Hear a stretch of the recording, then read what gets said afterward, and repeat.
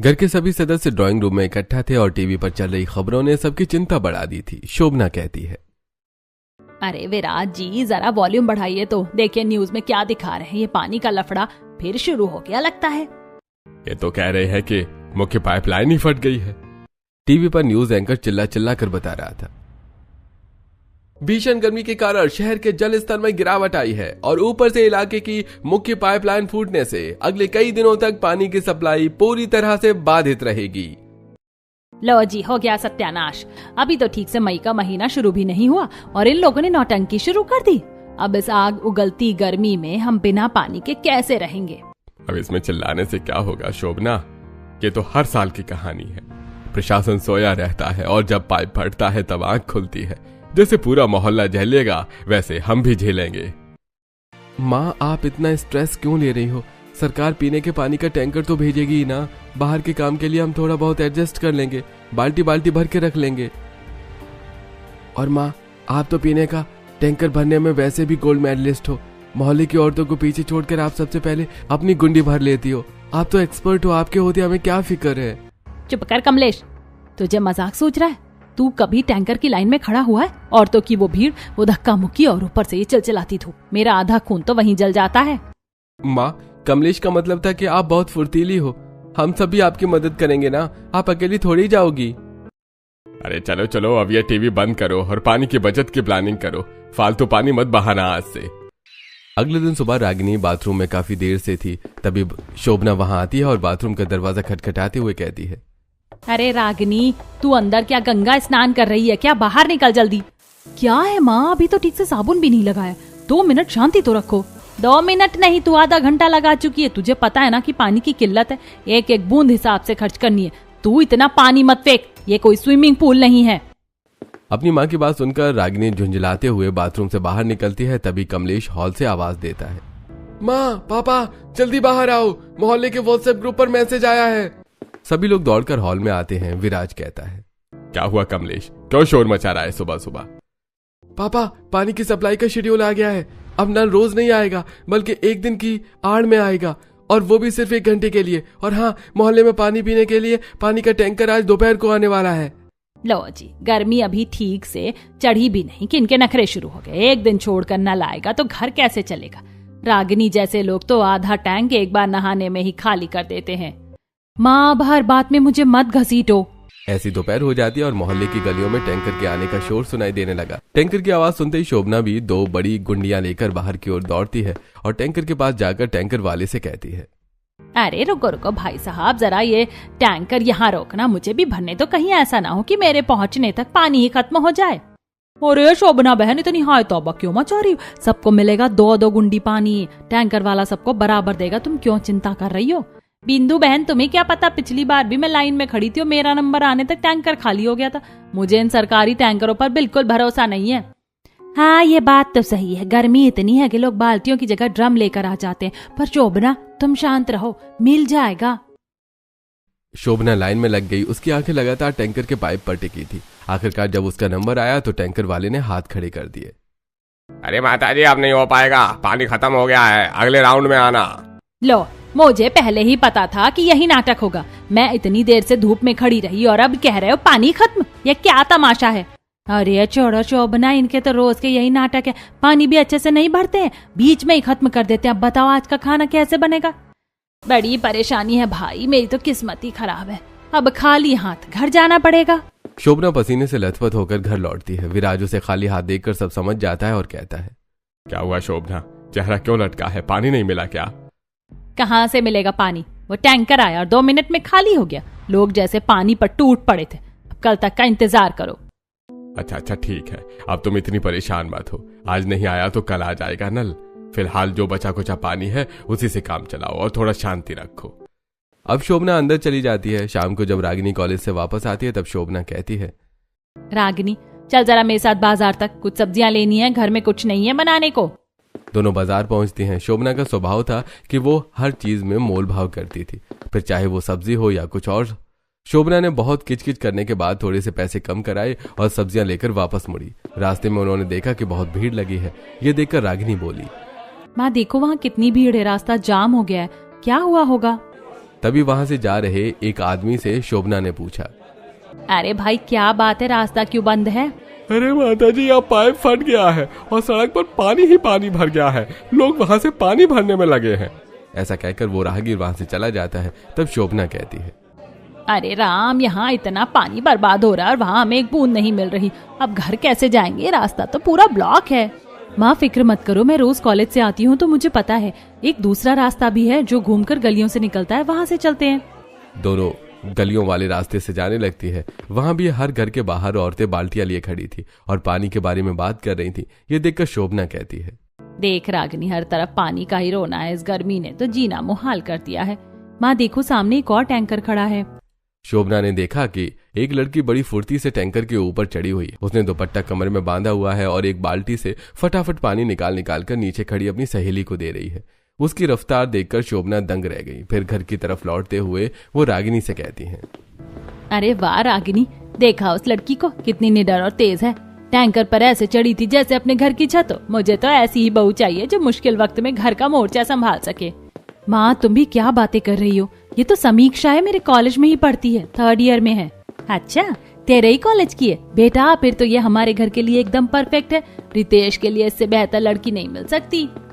अगले ही हफ्ते शोभना अपने परिवार के साथ समीक्षा के घर पहुंचती है और इस तरह समीक्षा और विराज का रिश्ता पक्का हो जाता है। और बीतते समय के साथ कुछ ही दिनों के अंदर धूमधाम से शादी हो जाती है और समीक्षा दुल्हन बनकर शोभना के घर आ जाती है। धीरे धीरे समय बीतता है। एक सुबह रितेश के हाथ में बिजली और पानी का बिल आया, जिसे देखकर उसके होश उड़ गए। माँ ये देखिए, इस महीने पानी का बिल 5 गुना बढ़कर आया है और इसमें नोटिस भी है कि अगर 3 दिन में पिछला बकाया जमा नहीं किया तो कनेक्शन काट दिया जाएगा। क्या 5 गुना? अरे इतना पानी कब इस्तेमाल किया हमने? अरे वो कमलेश और रागिनी ने नहा नहा कर बिल बढ़ाया है और अब ये कनेक्शन काटने की धमकी दे रहे हैं।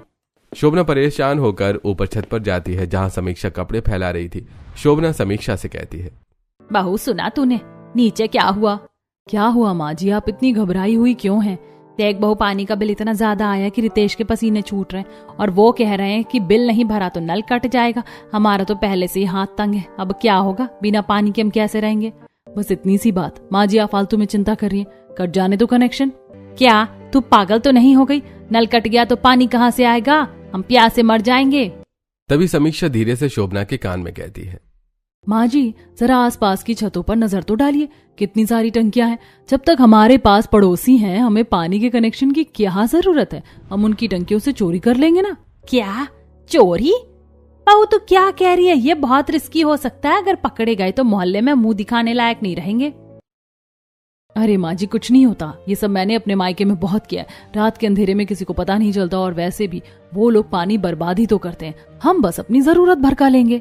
शोभना समीक्षा की बातें सुनकर बहुत खुश हो जाती है। वो तुरंत नीचे आती है और कहती है, सुनिए जी, पानी का बिल नहीं भरा जाएगा। माँ अगर बिल नहीं भरा तो नल कट जाएगा। रहने दे बेटा, पैसे नहीं है हमारे पास, मोहल्ले में हैंडपंप है ना, हम वहाँ से भर लेंगे। तू बिल की फिक्र मत कर, पैसे बचा। ऐसा कहकर शोभना बात को टाल देती है। अगले दिन सरकारी कर्मचारी आते हैं और उनके घर का नल कनेक्शन काट कर चले जाते हैं। विराज सुबह सुबह नहाने के लिए बाथरूम में जाता है और आवाज देकर शोभना से कहता है, अरे शोभना देखो जरा, नल में पानी नहीं आ रहा है, अब मैं क्या करूं, मुझे ऑफिस जाना है। तभी समीक्षा आवाज देकर कहती है, अरे ससुर जी शायद ऊपर टंकी में थोड़ा कचरा आ गया होगा, मैं अभी छत पर जाकर देख कर आती हूँ।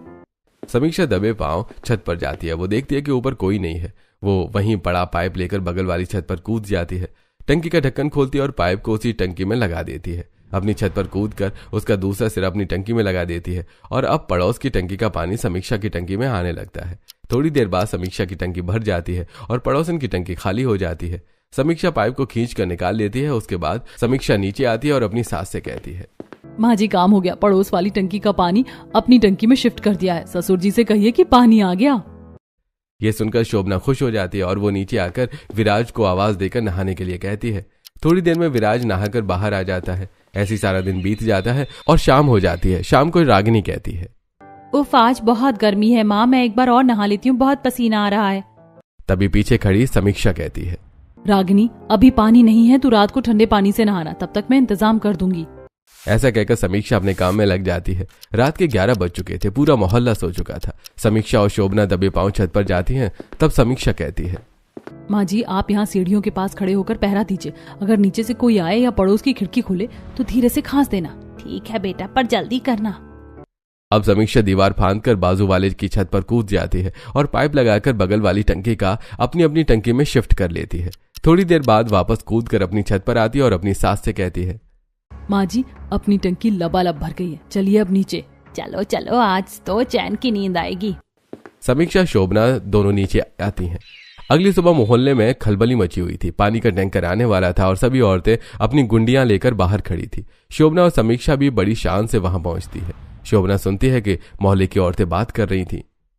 अरे कांता बहन, पता नहीं क्या हो रहा है, कल शाम को मेरी टंकी पूरी भरी थी और सुबह देखा तो बिल्कुल खाली। समझ में नहीं आ रहा है कितना पानी कहाँ गया, कोई लीकेज भी नहीं है। हाँ बिंदु, मेरे साथ भी बिल्कुल ऐसा ही हुआ। मुझे तो लगा मेरे घर के बच्चों ने नल खुला छोड़ दिया होगा। शोभना और समीक्षा ने एक दूसरे की ओर देखा और चुपके से मुस्कुरा देती हैं। थोड़ी देर बाद टैंकर आता है और शोभना सुकून के साथ 2 गुंडी भर लेती है। यह देखकर कांता कहती है, क्या बात है शोभना बहन, आज बड़ी शांत लग रही हो, ज्यादा पानी नहीं चाहिए क्या? और सुना है तुम्हारे यहाँ तो नल का कनेक्शन भी कट गया है। हाँ बहन, कट गया है तो क्या हुआ, हमने रात को ही हैंडपंप से इतनी गुंडियां भर ली थी कि अब टैंकर की जरूरत नहीं है। हैंडपंप पर शोभना, गली के पीछे वाला हैंडपंप तो महीनों से खराब पड़ा है, उसमें से तो बस जंग निकलता है। अरे वो थोड़ा थोड़ा पानी आ रहा था रात को, तो हमने मेहनत करके भर लिया। चलो बहू, घर चलते, बहुत काम है। उनके जाने के बाद कांता बिंदु से कहती है, कुछ तो गड़बड़ है बिंदु, वो हैंडपंप तो हिलता भी नहीं है, ये पानी कहाँ से ला रही है? इधर घर पहुंचकर समीक्षा ने फिर से पानी चोरी करने का प्लान बनाया। उन दोनों की खुसर पुसर सुनकर रागिनी कहती है, माँ ये सब क्या चल रहा है? तू अपना काम कर रागिनी, ज्यादा जासूसी मत कर। तुझे पानी मिल रहा है ना नहाने को, बस चुप रह और अपना मुंह बंद रख, समझ में आई ना? यह सुनकर रागिनी चुप हो जाती है। अब शोभना और समीक्षा मिलकर हर दिन पड़ोस की टंकियों से पानी चोरी करती। ये उनका रोज का काम बन गया था।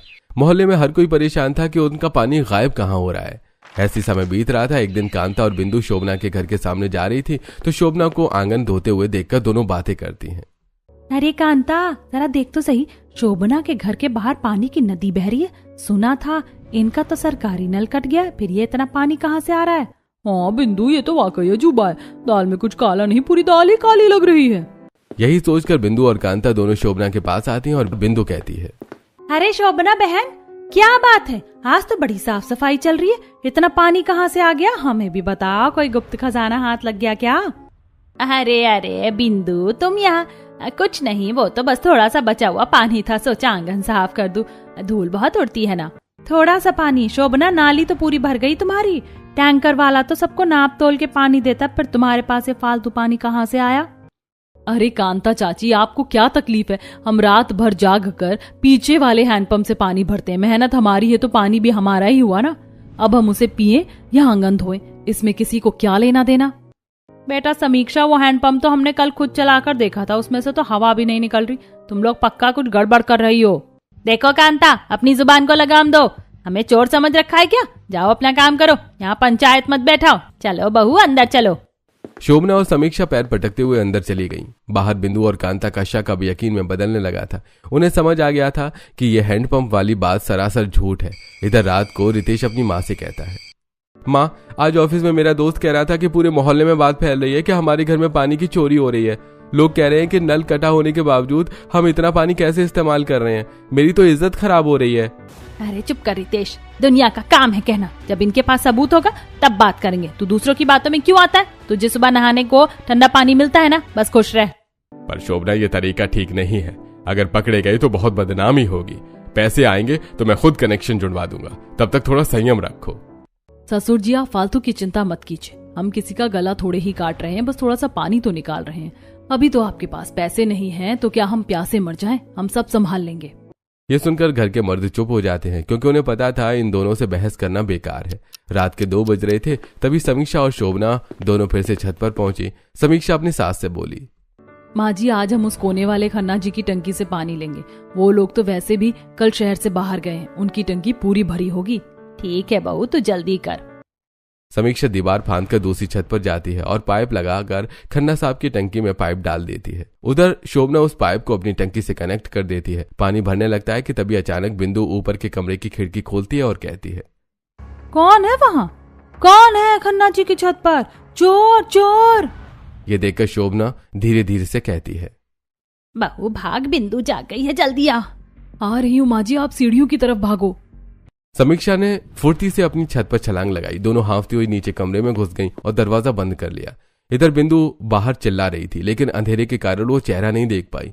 अगले दिन सुबह मोहल्ले की औरतों ने एक आपातकालीन बैठक बुलाई। बिंदु सभी लोगों को बताती है, बहनों मैं सच कह रही हूँ, मैंने अपनी आंखों से खन्ना जी की छत पर किसी को पानी चोरी करते हुए देखा। वो चोर कोई और नहीं, इसी मोहल्ले का है, क्योंकि वो बहुत फुर्ती से छतों पर कूद रहा था। बिंदु, मुझे पूरा शक है शोभना और उसकी बहू पर है। इनके घर का नल कटा है और फिर भी ये लोग रानियों की तरह पानी बहा रही हैं। टैंकर के लिए भी इन्हें अब कोई फिक्र नहीं रहती। पर कांता, बिना सबूत के हम उन पर इल्जाम कैसे लगा सकते हैं? वो तो सीधे मुंह बात भी नहीं करती, उल्टा हम पर ही भड़क जाती है। तो ठीक है, आज रात हम सब पहरा देंगे, अपनी अपनी छतों पर नजर रखेंगे, देखते हैं कब तक ये चोर बचते हैं। रात हुई। शोभना और समीक्षा को भनक लग गई थी कि मोहल्ला सतर्क है। समीक्षा सीढ़ियों से ऊपर गई और मुंडेर से झांक कर देखा।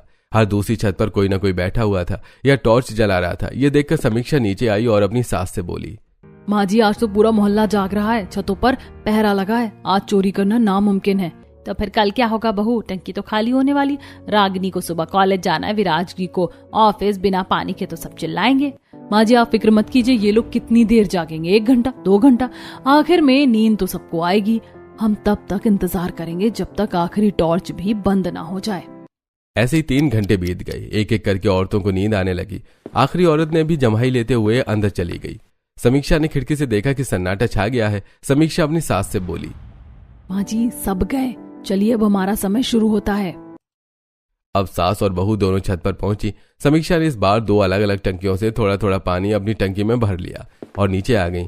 अगली सुबह जब औरतें अपनी छत पर आकर अपनी अपनी टंकियां देखती हैं तो फिर वही रोना शुरू कर देती हैं।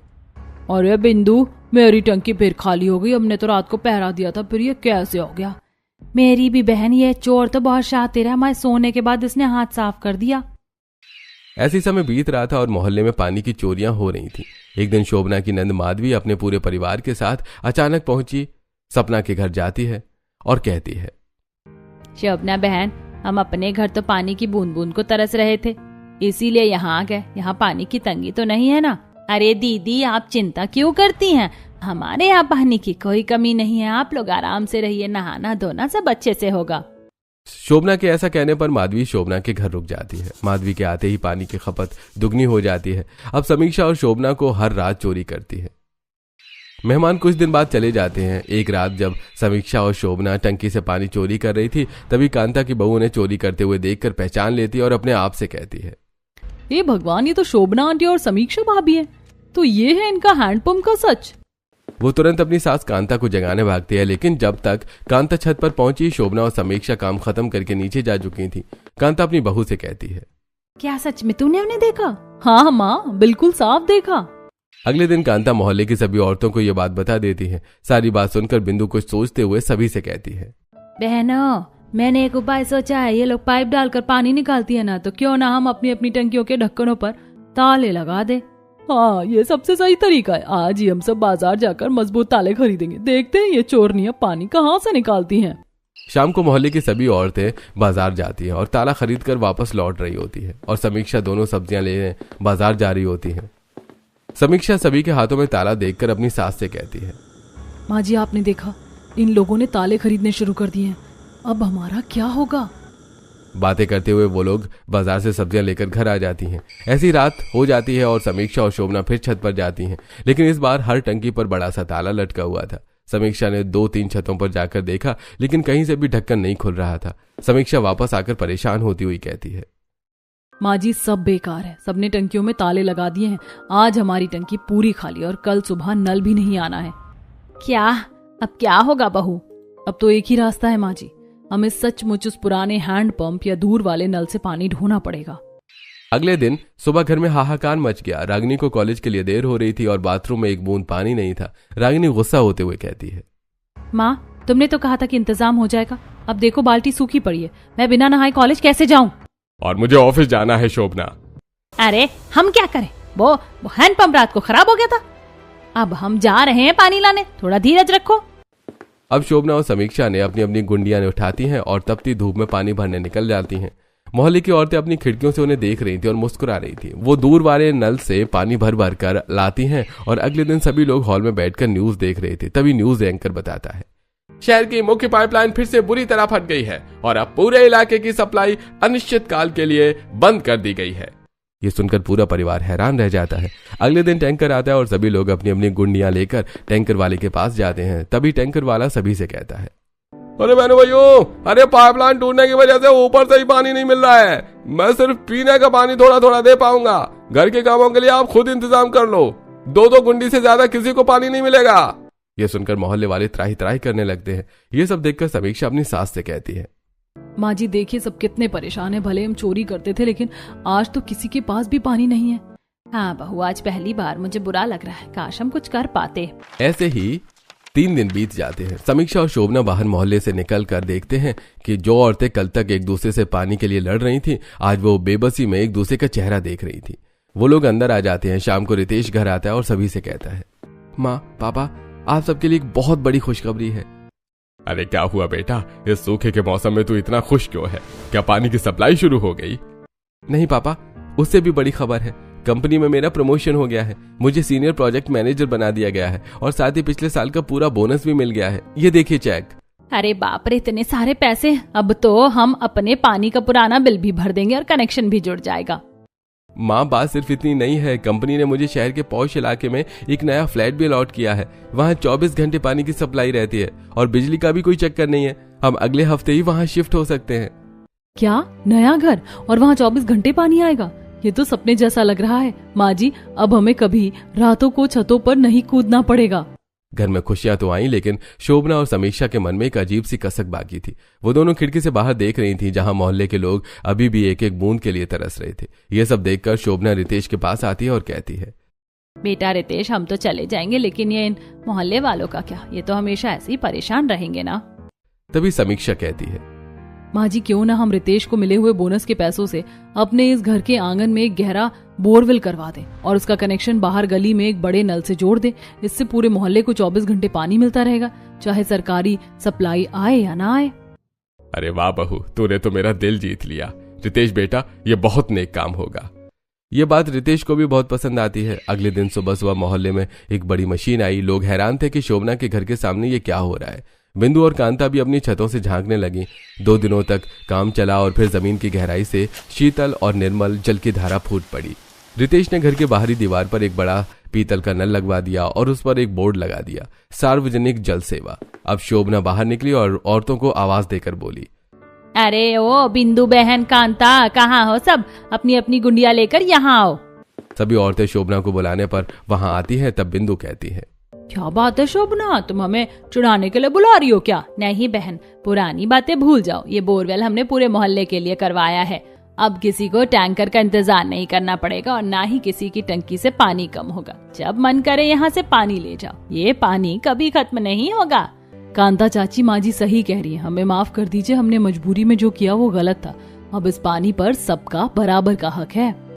ये सुनकर कांता और बिंदु की आंखों में आंसू आ गए। अब पूरे मोहल्ले में जैसे उसका उत्सव का माहौल हो गया। लोग कतारों में लगकर ठंडे पानी से अपनी बाल्टियां भरने लगे और शोभना के परिवार को दुआएं देने लगे। हफ्ते भर बाद शिफ्टिंग का दिन आ गया। शोभना का परिवार अपना सामान ट्रक में लोड कर रहा था। पूरा मोहल्ला उन्हें विदा करने के लिए इकट्ठा हुआ। सभी ने उन्हें दुआएं दी और वो लोग हंसते हंसते वहां से चले गए।